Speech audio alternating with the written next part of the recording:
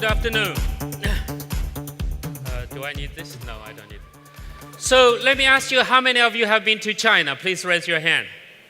Few of you. Thank you. I hope that after my speech, everybody would go to China. That would be my measurement of my success today.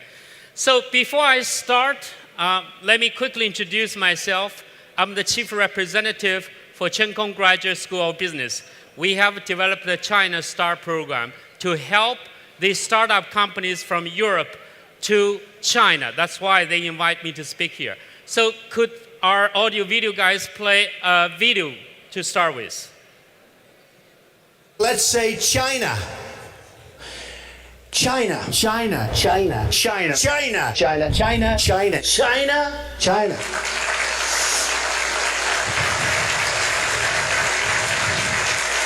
You go over to China, China, China, China, China, China, China, China, China, China, China. You take China. China. China. I love them. China. China. China. China. China. I have to have my China. China. China because China. China. China. China. China. China. China. China. China. China. China. China. China. China. China. China. China. China now. China. China. You know, China. I know China very well. China. China. China. China. China. China. China. China. China. Northwest Wisconsin, where I'm from. It's China to me. China. China. China. China. China. China. China. China. You want to buy from China? That's great. Buy from China. Buy toys from China. China in particular. China. China. I have people that I know in China. China. China. China. China. China. China. China. China. China. China. China. I've been saying China. China. China. China. China. China. China. China. China. China. China. China. China. China. China. Now let's stop it. I think Let me he's ask going you to about keep saying China. China. Let's I go to switch to China. our slide. China. China. China. China. Now here China. is China. the president of America. He's talking about China. As you can see that there's nothing but the word China. Now we're sitting there laughing at him. But maybe it's one of you. Maybe you don't know too much about China. Today in this large conference, I'm perhaps one of the only few Chinese here. That is very surprising to me. And China yet is one of the largest countries in the world. Let's show. Many startup companies, when they consider global expansion, by the way, in European countries, they are relatively small. You usually need to expand your business internationally in order to make it big. So where do you go? You always go to America. Here, you go to America for many, many reasons. I don't blame you for going to America, by the way. You go to Silicon Valley because the language is not a problem. It's very difficult to speak the Chinese language, so I'm blessed that I was born in China instead of in America. And then the culture is relatively similar. The Chinese culture seems to be more difficult for most of the Western people. And regulation is difficult to understand, in China, but relatively easy for the Western people, and business system networking, etc. So anything good, as we understand in the business school, that anything good also comes with something bad. The bad side about America is it's overly competitive. You go there, you're not the only one. You have loads of the Polish companies, loads of the companies from Germany, from all over Europe. They all want that big market in America. So that's a problem. The pond is such a size, so it's relatively small. You cannot allow too many fish. And there's no clear technology advantages. Many of the European startup companies went to America and tell me, Bo, I was in America, and then they don't treat my technology seriously. They think anything come from Silicon Valley, from American companies are good, but not from Europe. So you don't have a clear advantages there. And you have to work harder, it's more costly, the country's living standard is relatively high, and also the consumer is very sophisticated. But yet, if you go to China, take a look at China. Here, that's why we're very passionate about building a case to help startups from Europe to enter China. Because why you go to a place where it's highly competitive and people don't appreciate you, yet you go to China, there's so many population. Look at this. This is our national heritage. National heritage, the Great Wall. I was with one of my French friends to visit Great Wall. Usually I don't go there alone because I've been there 10 times. And when the family was visiting, I brought them to Great Wall. This is what I saw. This is the photo I took. I saw, full of people. I was even worried about the Great Wall one day will collapse. Because when Chinese go on vacation, we go together. And here in the Western Lake as well, this is not just about people. It's about consumer. It's about how many people need to eat, how many people need to wear clothes, how many people need to use the technology to send the money to the bank, to make the payment, to do the transaction. That's what we're talking about here. So China is not just about population, it's a consumption-driven market right now. When I first joined Wrigley Chewing Gum Company in Chicago in the headquarters, I made a precise decision because of China. And I asked the question, what's the per capita consumption of chewing gum in America? An average American consumer chew 179 pieces of stick gums a year. I don't know what's the number here in Poland, but then I asked the question for the Chinese consumer. They tell me that's 19 pieces. And I tell myself, join this company, because all I need to do is to convince average Chinese to consume one more piece of gum. There will be double-digit growth. I was so right. The general manager in China, in the Wrigley, has a very easy job.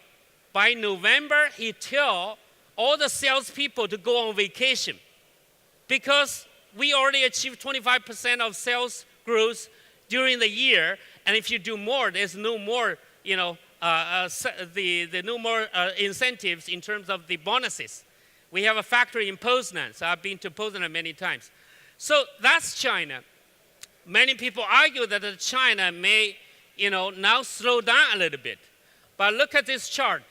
You need to understand a little bit. China from the ancient time in 1820 was the largest economy in the world. We contributed to 33% of the global GDP. But then China declined due to the invasion of a lot of Western countries, continued to decline in the First and Second World War, and then China started to take off in 1992 when Deng Xiaoping takes the power and decided China needs to have the open door policy. So China continued to grow these days. According to the Economist magazine, by 2024, China will, for the second time, to be the largest economy in the world. So again, it's for the second time, so China will be the largest economy. And I predict in my lifetime, if I live long enough, China will be twice as big as American economy. I said this with great confidence because look at the population size of China. Look at some of the areas in China that is still relatively poor. And China is catching up in a very big time. So if you look at the foreign reserve, China has the most foreign reserve. And if you talk about Chinese government power, many government, I was in Berlin yesterday, and Chancellor Merkel doesn't have a lot of power to influence things, but he has positional power. But the Chinese government has money, has foreign currency reserve. They can make things happen. For instance, China now owns half of America because during the financial crisis in 2008, American government asked Chinese government to help them. So we became the largest debtor of America. So we have a huge currency reserve that can help the startups. And also in China, we have more than 250 billionaires. Last month, I led 43 of our alumni to Germany. And among half of them are US dollar billionaires that our school produced. So we produce most of the billionaires in China than any other schools. So economic slowdown. Now, many people argue China is slowing down, but if you look at the absolute value in 2015, even with 6.9% economic growth, China is still producing enormous GDP in terms of the increase, $790 billion US dollar of increase. And China now contributes to 50% of the global economic growth. So if you are a startup company, you want to expand to a new market where do you go? Do you go to a market that doesn't grow? Or you go to a market that has a huge potential, keep growing? The choice is obvious.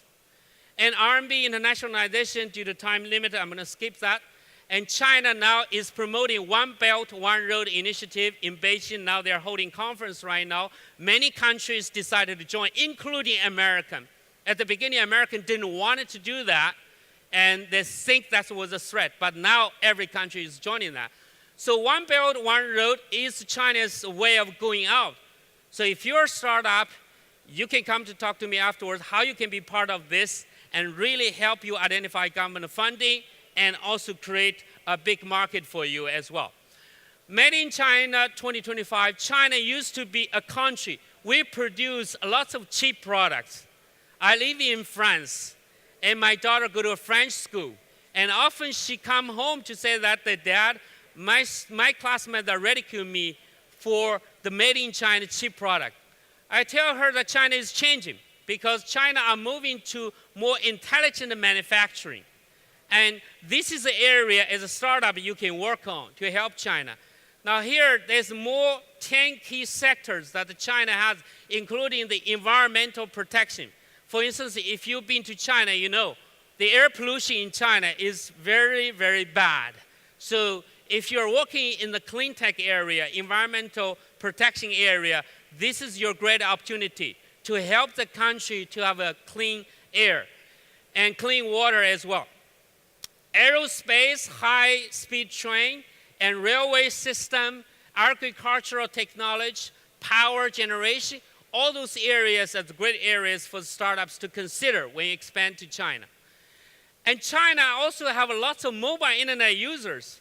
We have, this chart is actually outdated. We have now 1 billion people are using smartphones than any other countries. And not just that, the average Chinese consumer spends 3.9 hours a day with their mobile phone. So if I ask you to take out your mobile phone, in China, everybody using a large size mobile phone because this became a personal computer. Now I ask people not to send me email. I hate email because it's too slow. I use WhatsApp for the people here. And I use WeChat in China because everybody is connected in the WeChat, right? And text message, we don't use that anymore. Don't take this phone away from me because I have all my investment here. I pay my phone bill here, and I make a doctor appointment here. I do lots of things here. So that's not just me, but average Chinese is doing that here. We spend 3.9 hours a day on this mobile devices. I'm not arguing this is the right thing to do. Many people are arguing that we shouldn't do that. We should have a life that is offline. But I'm telling you that the mobile internet use create a great opportunity for the startup companies in China. And you will find it much easier to convince Chinese consumer to be online than the American consumer, than European consumers. It's much easier that way. And industry has reached the Internet Plus stage where at the beginning it was more about phone card download, and now it's moving to the service sectors as well. For instance, the home delivery system and also, the manicure system for the ladies. We have an app to do the manicures, and you can have them to be at your home, in your office, etc. like that. There are 10 goals for the 13th five-year plan. Now, among that, I want to say that Made in China 2025 is one of the highlights. Green economy is one of the important aspects of the Chinese future economic growth. Mass innovation, entrepreneurship. China is really encouraging entrepreneurship. When you go there, you will find there are so many entrepreneurs in China, and you will be partnering with them. And consumption upgrading. We want the consumer not just consume more, but consume high quality stuff. So moving towards the quality side of it, not just quantity side of it. This is part of the government's plan.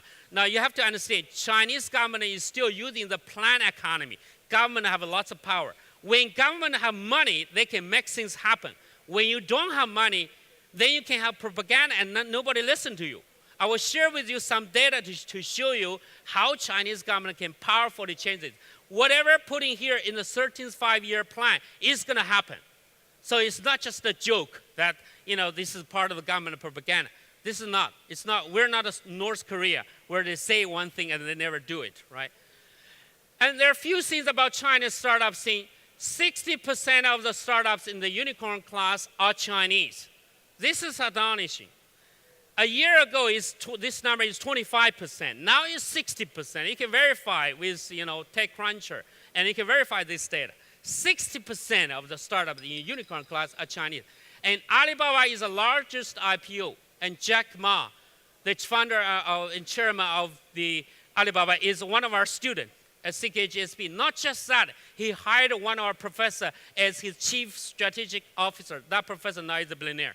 And he took another professor from us afterwards. Non-Chinese companies made it to China average 40% of their global revenue in China after merely 24 months. China is about speed. China is about being very massive. So we actually see the company went to China within 7 months. They established 200 selling points. And after that, this is a UK company. After that, they decided to stop their UK operation.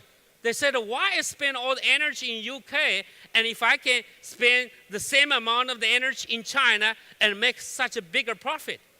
That's what happens in China. That's why it's so exciting. That's why we're so excited to tell you that China could be a potential option for you. About 2,000 companies exited in 2016, last year. 2,000 companies. Many of them are exited through the M&A transactions bought by the large corporations like Alibaba, Tencent, etc. And about 3,600 new funds were added in 2016, and making a total of 15,000 investment fund. This morning, before I come to this conference, I received a message from a very good friend of mine who attended our China Star program in March this year, and she just raised, she's from UK, she just raised a $500 million US fund in China. Okay, $500 million US fund in China, investing in the Western companies who will go to China. That's the only criteria. Investing in the Western company in Europe, they're based in the level 39 in London. If you are interested, come to talk to me. I'll be happy to create a connection. She's a very close friend of mine. And TechCruncher and Financial Times and Bloomberg all reported in the past few days about this large size fund originated from China, investing in Europe for the companies who are interested in going to China. If you don't want to go to China, this fund is not for you, okay? The only thing they're not interested, she told me that, is she's not interested in the payment startups because China have very strong payment solution. WeChat Pay, Alipay, and UnionPay is very strong, so we don't need that anymore. Other than that, we need a lot of technology companies. AI areas is very interesting as well. So China have 2,141 incubators in 2016, 5,000 estimated by 2020. So many incubators. I have a friend, an alumni of CKGSP. He ran an incubator with 50 locations in China, 50 locations with 5,000 companies in his system. That's an astonishing number. And then 20 billion fund were raised in 2016, and the government just announced 240 billion for startup support. All those numbers is incredibly large numbers. This is what China is doing. We're rapidly developing the technology to catch up because China used to be the largest technology company before 1820. Every country copied China. Now China is copying every country. We're being labeled as copycats. This is not a very easy task. We want to get rid of this image of China being a copycat. So China investing heavily into that territory as well. Now China has a very strong appetite for the Western innovative technologies. Now Western technologies are very much loved in China. You see a lot of Chinese companies come to Europe to buy. Last year in July, I was visiting KUKA robotic company. At the same week, the Chinese company acquired KUKA robotic company. You know, we love the technology companies, so China have a very strong appetite. Even though the technology here in Poland, in Europe are not so great, but Chinese still are missing it. You will perhaps much more loved by Chinese than the Americans. So think twice about that. Chinese consumers are keen to follow Western trend.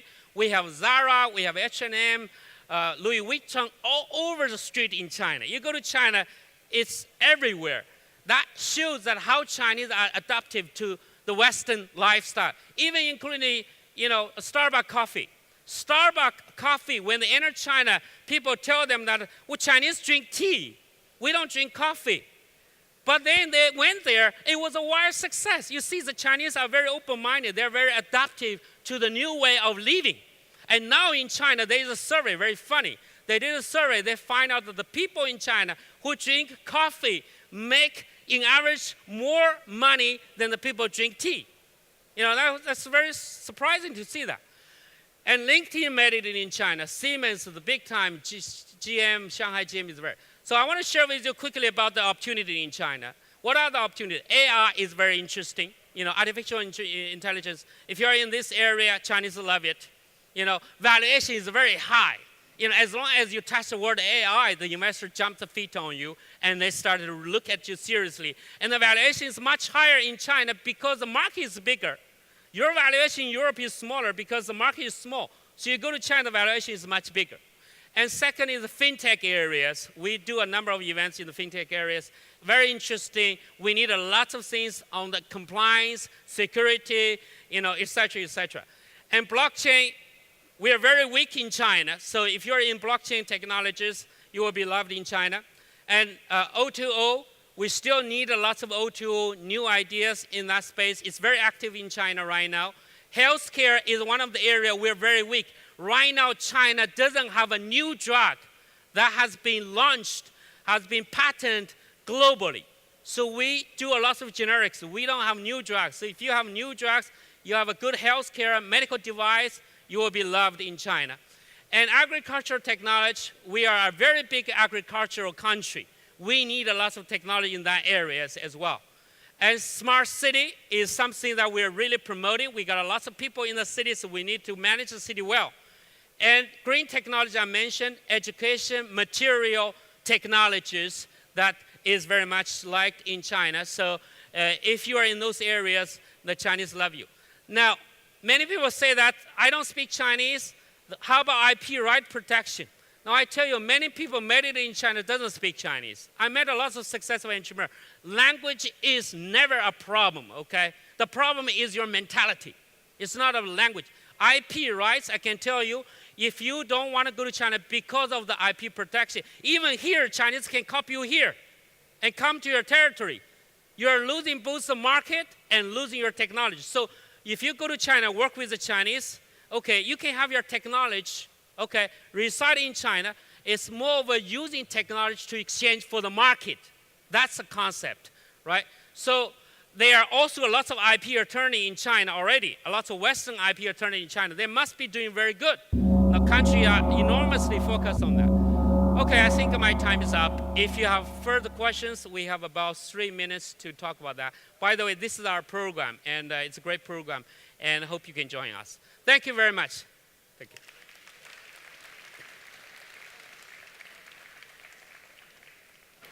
We still have 2 minutes for questions, if there are any questions.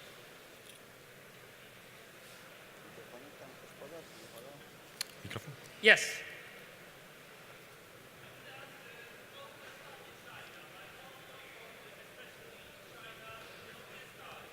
How you can start in China? Yes. Well, our advice is that you join our program and we help you, and then we recommend you an incubator program, accelerator program in China. That's the easiest way, cheapest way, and most straightforward way. You sit there for 3 months, they help you, and then you start to know so many people. Chinese is all about relationship. I brought a lot of business cards because I want to build a relationship with all of you. So, here is my, if you can bring up the slides, please. I want to show you my contact so you can, connect with me. And then you build a relationship within 3 months, and then you move on. And once you're in China, after a few months, I don't even need to teach you. You know how to do it.